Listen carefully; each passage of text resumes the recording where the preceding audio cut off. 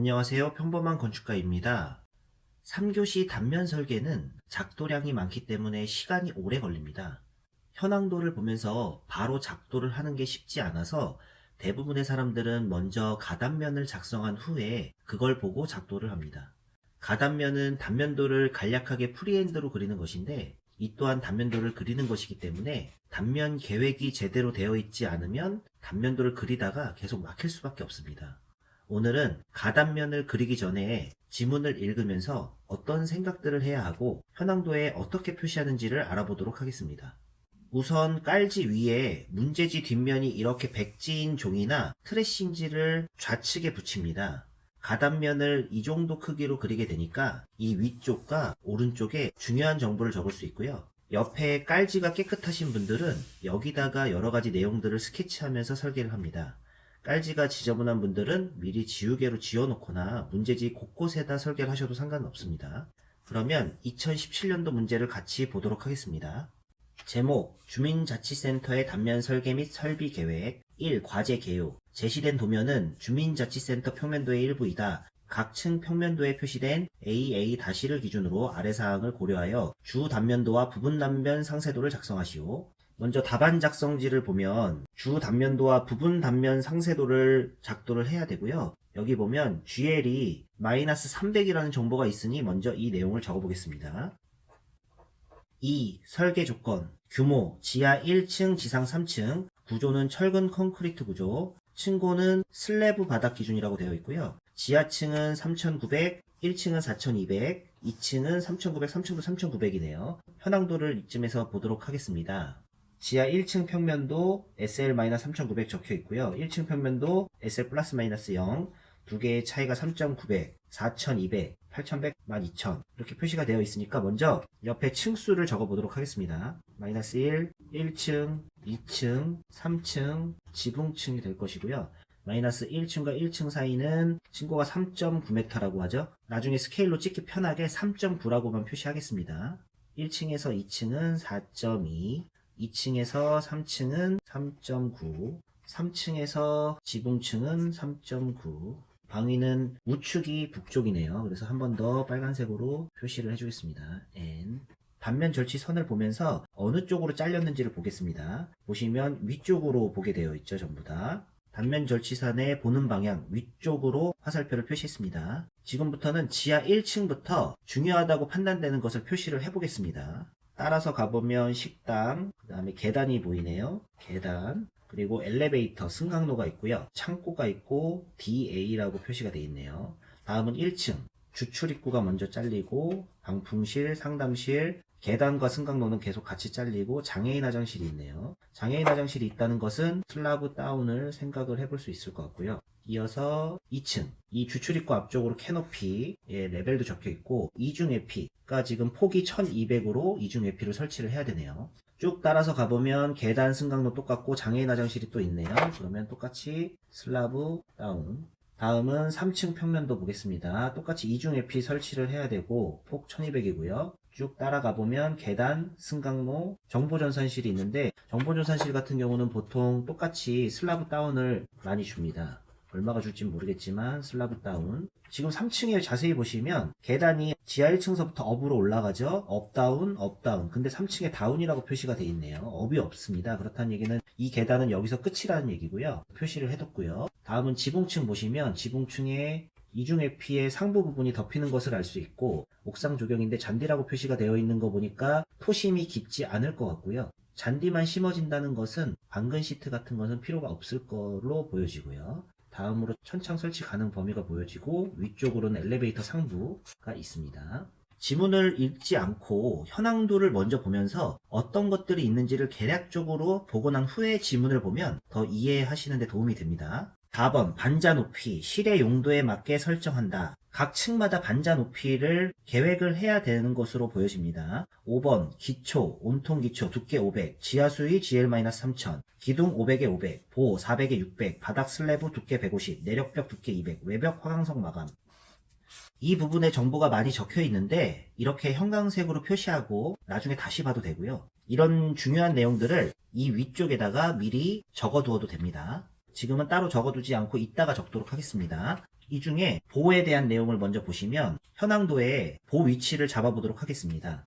X1, X2, X3, X4 열에는 기둥이 있기 때문에 보가 설치될 것으로 보여지고요. 기둥이 없는 곳 중에 어디에 보가 설치되면 좋을지를 절치선을 따라가면서 한번 보겠습니다. 먼저 여기 식당 부분을 보면 기둥과 기둥이 하나, 둘, 셋, 네 개 이렇게 박혀 있기 때문에 보가 이렇게 설치되는 게 좋을지 이렇게 설치되는 게 좋을지 생각을 해보면 이렇게 설치되는 게 좋을 것으로 보여집니다. 그리고 X2와 X3열은 계단실 같은 부분이기 때문에 여기 보가 잘릴 일은 없을 것 같고요. X3와 X4열도 지금 중간에 이렇게 보가 설치되면 좋은데 마침 승강로 벽이 쭉 이어지기 때문에 승강로 벽을 따라서 보가 설치되면 좋을 것 같습니다. 그래서 보 위치를 현황도에다가 이 정도로 표시를 합니다. 그러면 쭉 따라서 같이 올라가겠죠, 층마다.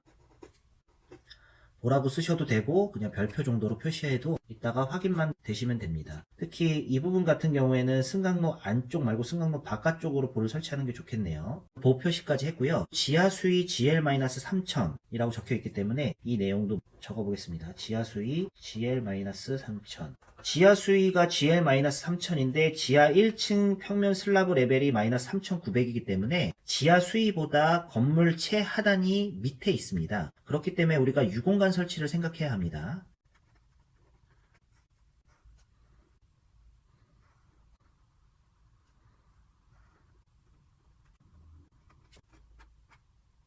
유공간 하면 가장 기본적인 형태가 땅을 파서 잡석 다짐을 하고 그 위에 필름을 깔고 그 위에 버림을 치고 그리고 기초를 친 다음에 이 옆에다가 자갈을 깔고 유공간에 부직포를 씌워서 설치한 다음에 다시 자갈을 까는데 이 유공간은 이제 어디 있을지 모를 집수정으로 연결을 하게 됩니다. 유공간은 구멍이 뽕뽕뽕뽕 뚫려 있는 것을 유공간이라고 합니다. 이것 말고도 지하수의 부력으로 기초 균열되는 걸 방지하기 위해 버림 밑에다가 유공간 다발관으로 여러 곳에 설치하는 경우도 있는데 단면 문제가 계속 어려워지면 이런 내용들을 다양하게 요구할 수 있습니다. 우리는 지금 유공간을 옆에다 설치하는 걸로 계획을 하겠습니다. 제가 아까 말씀드렸다시피 이 부분에는 그냥 편안하게 스케치를 하면서 어디다 어떻게 어떤 식으로 설치할지를 간략하게 본인만 알아볼 수 있게 스케치를 하는 공간입니다. 그러면 유공간 설치에 대한 것을 표시를 해보겠습니다. 여기다가 유공간, 그리고 여기 어디단가도 유공간.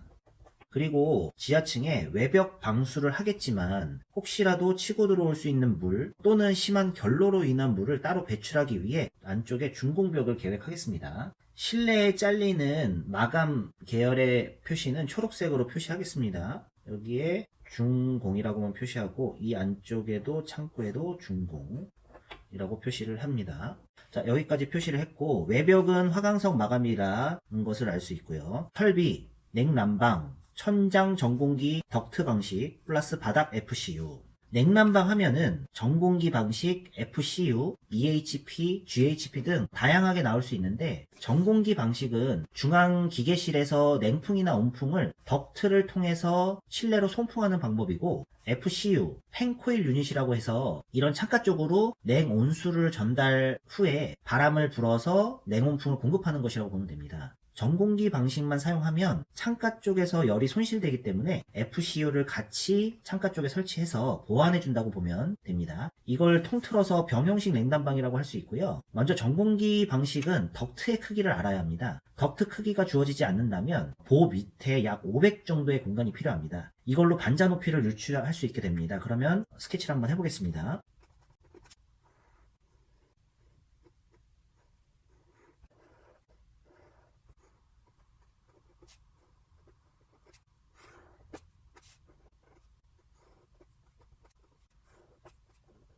보면 보 사이즈가 400에 600이기 때문에 깊이가 600이고 보 밑에 500이라는 공간 정도가 필요하다고 했습니다. 그럼 다 해서 이게 1.1m 정도의 공간이 필요하다는 것인데 층고를 보면 3.9m, 3.9m, 4.2m, 3.9m인 것을 알 수 있습니다. 3.9m 기준으로 본다면 3.900이 1.1하면 2.8m가 기본적으로 필요합니다. 근데 2.8m가 각 층마다 똑같이 필요할지는 계산을 한번 해봐야 됩니다. 먼저 3층 같은 경우에는 이 2.8m를 할 경우에 거슬리는 게 없어 보입니다. 그러면 그냥 이때 반자 높이의 설계가 끝나는 겁니다. 반자 2.8 적으면 3층의 반자 높이는 끝나는 거고요. 2층에서 볼 때도 특별히 2.8을 거슬리게 하는 건 없어 보입니다. 그러면 2층도 반자 2.8 적으면 반자 설계 끝났고요. 1층을 보겠습니다. 1층도 거슬리는 게 있는지 보면은 이 주출입구 앞쪽으로 캐노피가 있는데 층고도 4.2m죠. 그러면 3.9m가 아니라 4.2m면 300이 증가됐으니까 2.8이 아니라 3.1m 반자 높이가 가능하다는 거네요. 근데 캐노피가 또 여기 있습니다. 캐노피가 여기 어떻게 될지 모르겠지만 3000이라는 높이의 캐노피가 있고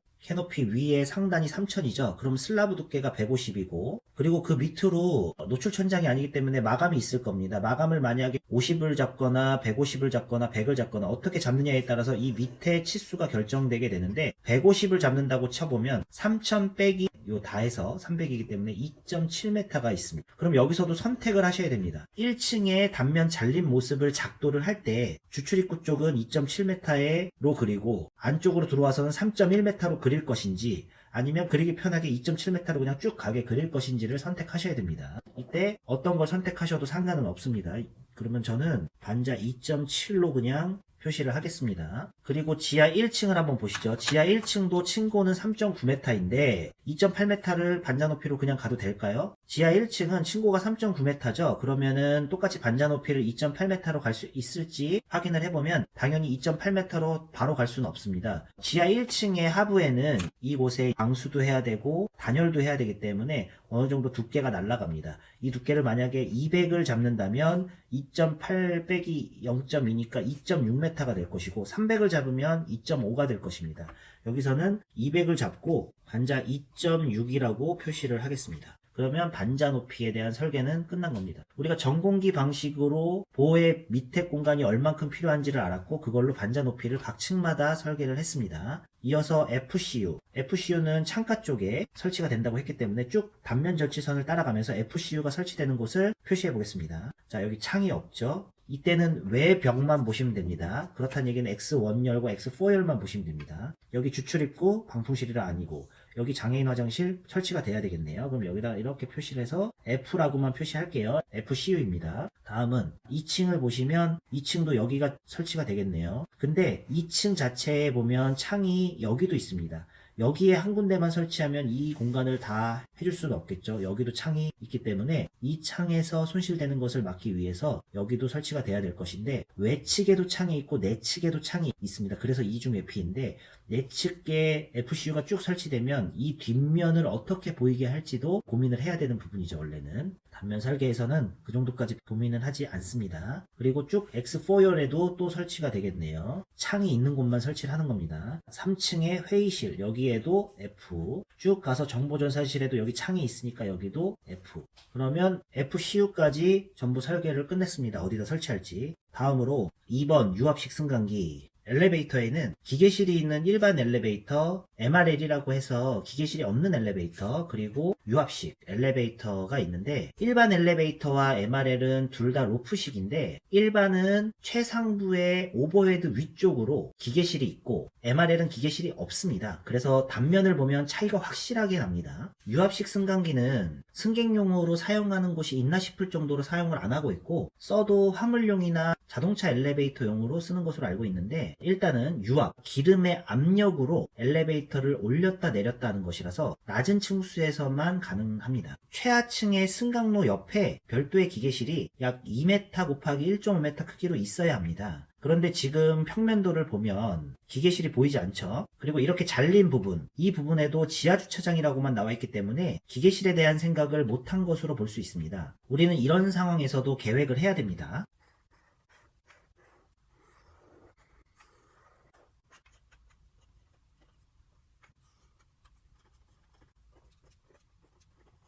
하부에는 피트 1.5m, 상부에는 오버헤드 4.5m만 작도를 하고 노트를 적어주는 게 좋을 것 같습니다. 예를 들어 유압식 승강기는 통상 최하층 승강로 옆에 기계실이 설치되나 주어진 평면도에 기계실이 없어 옆 창고의 일부가 기계실이라고 간주하였음. 이런 식으로라도 노트를 적어줘야 이 사람이 이 내용에 대해서 다 이해를 하고 있구나 라고 보여줄 수 있을 것 같습니다. 오버헤드 위쪽으로 기계실을 그릴 수 있지 않느냐 라고 할 수도 있습니다. 그러면 기름 노즐이 밑에까지 이렇게 가서 엘리베이터를 올려주어야 하기 때문에 굉장히 비효율적입니다. 실제 실무에서는 기계실 설치 공간이 없어서 올린 경우가 있다고는 알고 있으나 우리가 시험에서 단면 모양이 너무 다르게 보일 겁니다. 이쪽에 기계실이 있으면 기계실이 없는 단면들과 한눈에 기계실을 넣은 것으로 보기 때문에 오답으로 간주할 수가 있습니다. 그래서 피트 1.5, 오버헤드 4.5 정도만 그리고 대신에 정확하게 노트를 적어주면서 알고 있다라는 내용을 어필하는 게 좋을 것 같습니다. 그러면은 현황도에다가 여기는 피트 마이너스 1.5m만 그릴 거고요. 쭉 승강로 따라서 가서 엘리베이터 상부 이 부분은 여기서부터 4.5m 계산을 해보면 어차피 여기에 난간 높이 얼추 비슷하게 나오거나 밑에 떨어지기 때문에 난간 높이로 마치도록 하겠습니다. 이어서 액세스 플로어 정보 전산실 SL-200 여기 아까 마이너스 200을 주라는 얘기네요. 정보 전산실 액세스 플로어는 바닥 마감 밑으로 전기 전선이나 배관 이런 것들이 다닐 수 있게 하는 구조이기 때문에 슬라브를 다운을 보통 합니다. 이중 에피는 환기 및 일사 조절이 가능하도록 한다 라고 되어 있네요. 지금 여기에 이중 에피가 있고 이중 에피는 현황도에 아까 우리가 표시했듯이 2층서부터 3층에 걸쳐서 있고 위에 지붕층까지 이렇게 덮여 있는 것으로 볼 수 있습니다. 이 내용은 지금 이중 에피는 환기창 설치해야겠죠. 환기를 해라고 했으니까 환기창. 그 다음에 일사 조절이 가능하도록 하다고 했기 때문에 수평 루버를 설치해서 일사를 조절하도록 하겠습니다. 이 부분도 한번 같이 설계를 해보시죠. 여기는 별도의 종이에 한번 해보겠습니다.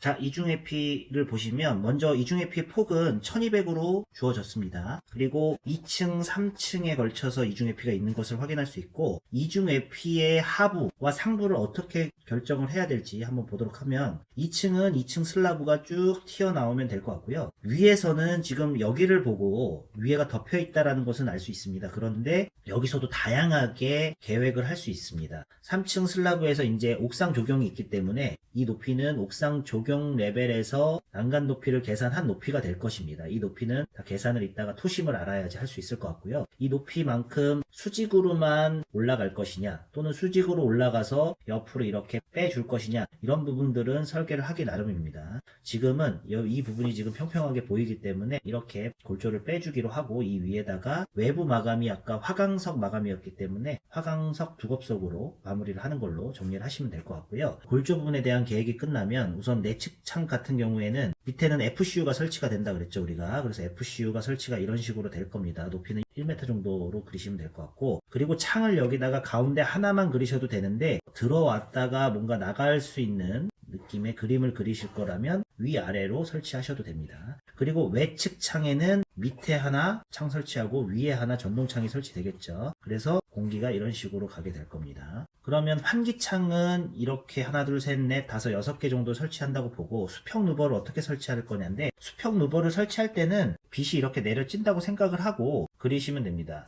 여기 같은 경우에는 설치가 돼 있어도 어차피 빛이 여기 떨어지니까 상관이 없습니다. 그래서 이렇게 내 실내에 영향을 주는 부분 그 부분만을 표시를 하면 됩니다. 그러면 아마 요쯤 이렇게 되면 요쯤 요쯤 이렇게 3개 정도 그리고 쭉 올라가서 이쪽에서도 위에 하나 둘 3개 정도 여기에 떨어지는 빛은 어차피 여기에 떨어지겠죠. 그래서 상관이 없을 거고 이 정도로 그리시면 되고 여기에 만약에 더 그리실 거라면 그래도 표시를 해주는 게 좋을 수도 있습니다. 만약에 여기다 그렸다 근데 여기는 누가 봐도 이쪽에 떨어지기 때문에 일사조절이랑 상관이 없다 그러면 이거는 수평 루버 일사조절용 이라고 쓰고 이거는 수평 루버 인면 디자인용 이렇게 적으셔도 될 것 같고요. 이중 에피는 계절별로 이용하는 게 다릅니다. 여름에는 외측 창을 열어두고 내측 창은 닫아둡니다. 봄과 가을에는 다 이렇게 열어두고요. 외측과 내측을. 시험 보시는 시즌이 3월, 9월이라고 봤을 때 그냥 다 열어놓게 그리시면 될 것 같고요. 겨울 같은 경우에는 외측 창과 내측 창을 다 닫아두죠. 그러면 이중에피에 대한 설계도 어떻게 할지 끝이 났습니다. 이어서 천창에는 태양광 PV를 설치하고 환기 및 채광이 가능하도록 한다. 천창 설치 가능 범위가 아까 여기로 나왔습니다. 그러니까 여기에다가 PV를 설치를 해야 되고 환기기 때문에 환기창 설치해야겠죠. 그리고 채광이 가능하도록 하라고 했습니다. 그림을 그려보도록 하죠.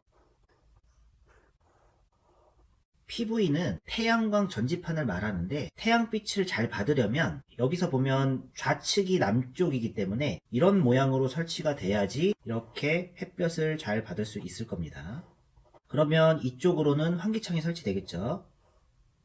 이렇게. 근데 PV는 태양광을 투과시키지는 않습니다. 그렇기 때문에 이 한 면을 다 PV로 설치하면 실제 실내의 채광은 되지 않는다고 봐야 합니다. 그래서 여기서도 선택을 하셔야 되는데 만약에 PV를 설치하겠다 그러면 이 정도 부위만 설치를 하고 밑에 부분을 살짝 남겨둡니다. 그러면 이렇게 PV는 빛을 받아서 전기를 생산하고 이렇게 실내로 통과할 수 있게 이 부분은 빛이 여기로 투과가 될 수 있습니다. 또는 BIPV를 생각할 수도 있습니다. BIPV를 건물 통합형 PV라고 하는데 건물에 설치하는 창호와 같다고 보시면 됩니다. 얘도 태양광을 받아서 전기로 만들지만 일부의 빛은 투과가 됩니다. BIPV가 PV보다 단가는 비싸지만 빛을 투과시켜 실내로 들여보낼 수 있다는 점. 그치만 똑같은 크기라면 전기를 만드는 생산력은 PV가 높다는 점 정도는 알고 계시면 좋습니다. 정리를 해보면 PV 설치라고 쓸 것이면 다 할 경우에 채광이 안 된다. 그래서 일부만 설치하고 일부는 빛을 투과하게 해야 한다. 또는 다 PV를 설치하고 노트를 달아준다. 전체 면을 PV 설치 시 실내에 빛이 유입되지 않아 BIPV 설치하였음.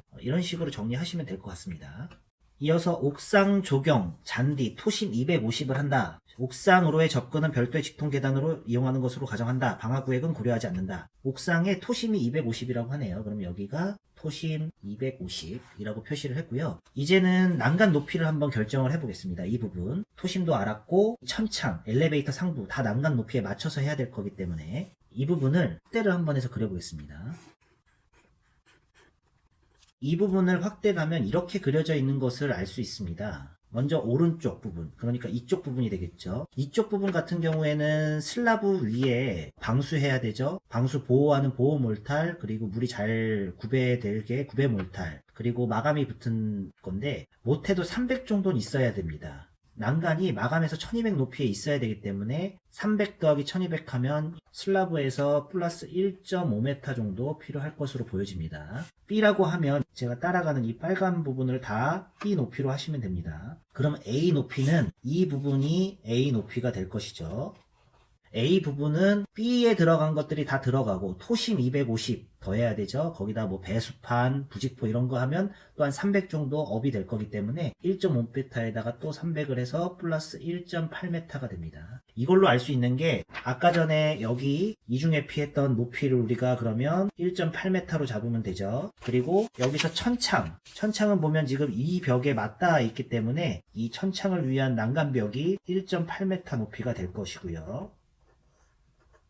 그리고 엘리베이터 상부는 둘 중에 하나입니다. 이거 따라서 1.8m로 나란히 있게 해도 되고 여기에 더 가까이 보인다면 1.5m로 해도 되기 때문에 이 난간 높이는 그냥 1.5m로 설계하고 끝내겠습니다. 그래서 피트 1.5, 지붕층에서부터 1.5m 높이가 될 것입니다. 난간 높이 부분으로 다 설계가 끝났고요. 지금 왼쪽 부분 지문은 다 읽었고 이 부분만 나중에 표시할 거고 오른쪽 부분 보겠습니다. 도면 작성 요령, 주단면도, 단면 지시선 AA-의 주단면의 입단면을 표현한다. 입면도를 표시하라 그랬는데 이 부분은 나중에 얘기 드릴게요. 부분 단면 상세도 X1열의 파선 영역, 이중에피와 옥상 파라펫을 부분 단면 상세도로 그리라고 했고요. 층고, 반자 높이, 개구부 높이 등 중요 부분의 치수와 치수선을 표기한다. 각 실의 명칭을 표기한다. 구체적 제시가 없는 레벨, 치수 및 재료 등은 용도에 따라 합리적으로 정하여 표기한다. 건물 내외부의 환기 경로, 채광 경로를 표시하고 필요한 것에 창호 개폐 방향을 표시한다. 이거는 나중에 까먹지 않고 표시를 해두겠습니다. 계단의 단수, 단높이, 난간 높이를 표기한다. 계단 설계 우리 해야 되고요. 단열재 두께는 이미 방수 내외장 마감재, 단열재도 설계를 해야 되네요. 쭉 보시면 이렇게 정리를 하실 수 있을 것 같고요. 단열재 두께는 2mm 그랬는데 단열재 두께는 지역마다 다르기 때문에 제일 두꺼운 중부 1지방 정도로 생각하고 결정을 하도록 하겠습니다. 그러면 단열재 최상부는 220을 주고 외벽은 190, 최하단은 135를 주도록 하겠습니다. 단열재는 단열재의 두께를 어떻게 할지만 정하고 여기다 표시하지 않고 가단면을 다 그리고 나서 표시하면 더 잘 보입니다. 지금 지문을 다 읽었기 때문에 현황도에서 이제 노란색 표시한 부분들 하나씩 보도록 하겠습니다. 우리가 노란색 표시한 부분들인데 설계를 한 게 있고 이중회피, 뭐 옥상 조경, 천창 이런 것들은 같이 설계를 했죠. 근데 안 한 것들이 있죠. 그런 부분들 한번 설계를 해 나가 보도록 하겠습니다. 노란색을 따라가다 보니까 우선 계단을 먼저 설계를 해 보겠습니다. 계단은 지하 1층에서부터 올라가서 3층까지만 이어져 있는 것으로 나와 있습니다. 3층서부터 지붕까지 올라가는 거는 별도의 직동 계단을 이용한다고 가정한다라고 나와 있기 때문에 신경 안 쓰셔도 되고요. 계단에서 참의 크기를 결정을 해야 되는데 지금 여기 보시면 이 폭과 이 폭을 비교해보면 1200보다 큰 것을 알 수 있습니다. 그래서 1500 정도로 잡으시면 될 것 같습니다. 계단 참은 1.5m를 잡고요. 계단의 너비와 높이를 결정해야 되는데 여기 한번 그려보겠습니다. 이 면을 단너비라고 하고 트레드라고 하죠. 그리고 이거 여기를 단높이 라이즈라고 하죠. 보통 A에서부터 B에 올라갈 때 라이즈가 3개 나오면 트레드는 2개 나오는 것을 알 수 있습니다. 그래서 이런 공식이 있을 겁니다. R 빼기 1은 T, R의 개수 3R이죠. R의 개수 빼기 1은 트레드의 개수입니다. 그래서 R이 3개면 3 빼기 1은 2가 나오는 걸 알 수 있고요. 또 하나의 식은 2R 플러스 T는 600에서 650. 내가 계단을 설계했는데 이 공식에 넣어서 이 안에 들어오면 편안한 계단이라고 보시면 됩니다. 예전에는 600이라고 그랬었는데 우리나라 사람들의 신체가 커지고 보폭이 넓어지다 보니까 650까지 정도로 보시면 될 것 같고요. 근데 여기서 중요한 게 트레드는 보통 300 정도를 잡죠. 그리고 라이즈는 보통 160에서 180 사이를 잡을 겁니다. 이 사이에 들어오면서 이 공식에 만족을 해야 편안한 계단이 나온다고 보시면 됩니다.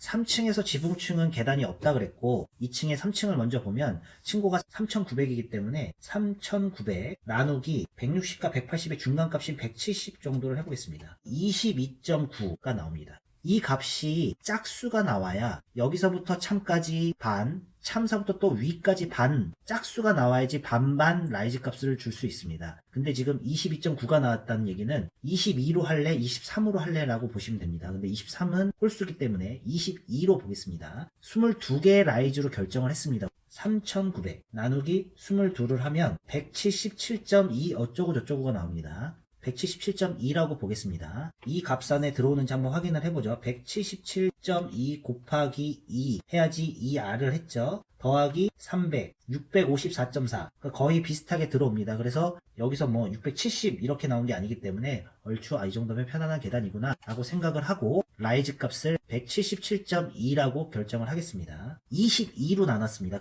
여기에 11개가 있다고 보시면 되죠. 여기다 적어 보겠습니다. 자, 177.2 곱하기 11R은 3900의 반이 나올 것입니다. 1950이 나올 겁니다. 검산해 보겠습니다. 177.2 곱하기 11은 1949.2가 나왔으니까 1950으로 보면 되겠네요. 그러면 트레드는 300을 하기로 했죠. 300 곱하기 11R 라이즈의 개수가 11개니까 빼기 1하면 트레드는 10개죠. 10T는 3000이 됩니다. 이거를 여기다 적어 놓는 이유는 실제 단면을 작도할 때 이걸 보고 다 찍고 하진 않습니다. 계단은 계단 작도법으로 작도를 하되 치수를 적어줘야 됩니다. 그래야지 계단을 제대로 설계했는지 확인을 할 수 있고 그 치수를 미리 다 계산을 해 놓을 수 있는 겁니다. 똑같이 1층에서 2층 사이는 층고가 4200입니다. 그대로 진행을 해도 될 것 같습니다. 그럼 똑같이 4200 나누기 170 정도로 하기로 했죠. 170 하면은 24.7 어쩌고저쩌고 나옵니다. 24개로 해야지 12개를 줄 수 있습니다. 라이즈를 24로 나눠보겠습니다. 4200 나누기 24는 175라고 딱 나오죠. 적어보겠습니다. 아직은 좀 이해가 안 되실 수도 있는데 한번 차근히 보세요. 175 라이즈 값이 나왔죠. 곱하기 몇 R입니까? 24로 나눴으니까 반반 12R입니다. 12R은 해봐야 4200의 반이 나올 거예요.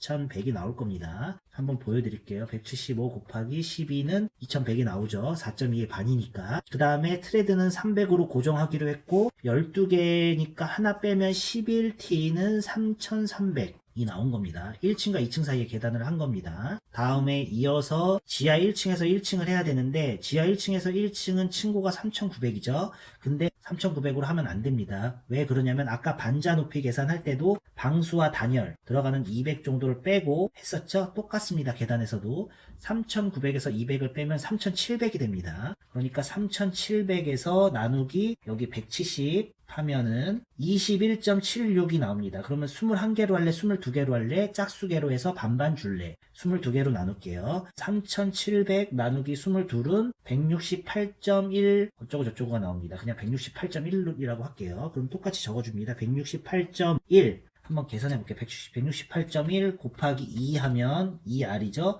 더하기 300 636.2 그러니까 168.1로 해도 된다. 175도 한번 확인해 볼게요. 175 곱하기 2는 350 더하기 트레드 값 300 650 안에 들어오고요. 168.1도 괜찮다는 거죠. 168.1 곱하기 11R은 3,700의 반이 나오겠죠. 3,700 나누기 2하면 1,850 168.1 곱하기 11 해도 1849니까 1850 정도가 나옵니다. 트레드는 302로 고정 곱하기 11에서 하나 빼면 10T는 3000 그러면 계단 설계가 끝난 겁니다. 이걸로 단면을 그리는 건 아니다. 단면은 계단 작도법으로 그리되 치수 적을 때 어차피 수치들을 적어야 되기 때문에 이 수치를 계산을 해 놓는 겁니다. 다시 이어서 보시면 노란 거 계단 설계했고 엘리베이터 낙하했고 쭉 보시면 DA가 있습니다. 드라이 에이리어가 나왔는데 드라이 A도 같이 그림으로 결정을 해보도록 하겠습니다.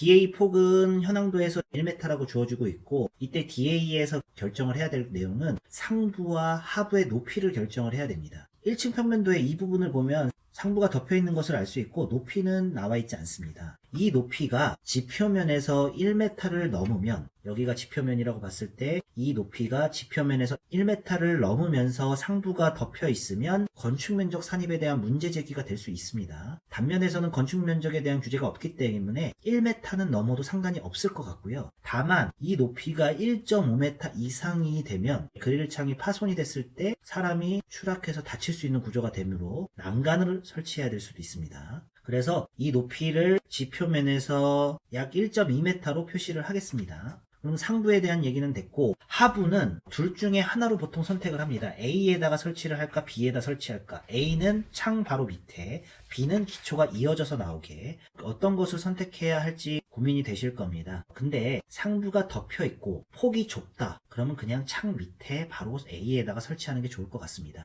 밑에까지 내려가 봐야 쓰레기만 쌓이겠죠. 그렇지만 현황도를 봤더니 DA로 나갈 수 있는 문이 있다거나 또는 상부가 뚫려 있고 폭이 넓으면서 DA랑 맞닿은 실에 창고가 아니라 잠깐 나가서 빛이라도 받을 수 있는 거실 영역일 때는 밑에까지 내리는 게 말이 되긴 될 겁니다. 근데 지금처럼 상부가 덮여 있고 폭이 좁은데 밑에까지 내릴 이유는 한 개도 없어 보입니다. 그래서 여기서는 창 밑으로 결정을 하도록 하겠습니다.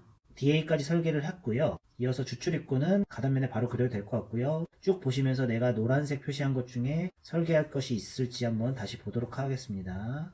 없습니다. 이제는 지금까지 지문과 현황도를 보면서 다 계획을 했습니다. 인면에 대한 내용은 가단면에는 일체 그리지 않을 겁니다. 가단면을 그리고 그걸 보고 답안 작성지에 단면도와 부분 단면도까지 완벽히 다 그린 후에 마지막으로 인면도를 그립니다. 저는 좀 잘 보이게 하려고 좀 크게 그리고 A4 용지도 이용해서 그렸지만 실제로는 여기 빈 곳에다가 충분히 다 하실 수 있을 겁니다. 또는 문제지 빈 곳에다가 하셔도 되고요. 그리고 알고 있는 내용이라면 뭐 이런 유공간 같은 내용을 굳이 스케치할 필요도 없으실 거예요. 이 부분에는 이런 거 계산 빨리 하기 위한 스케치 같은 것만 필요한 거고 이런 것도 사실 스케치는 필요 없을 것 같고요. 이런 스케치는 가단면을 그리기 위한 도구일 뿐입니다. 단면을 열심히 공부하시다 보면 이런 스케치들도 계속 간소화될 겁니다. 단면 첫 시간부터 너무 길게 얘기를 했지만 가단면을 그리는 게 어려운 것은 아닙니다. 계획이 제대로 되어 있지 않으면 가단면을 그리면서도 계속 멈칫하기 때문에 미리 계획을 다 해놓는 것입니다. 다음 시간에는 이것들을 토대로 가단면을 그려보도록 하겠습니다. 감사합니다.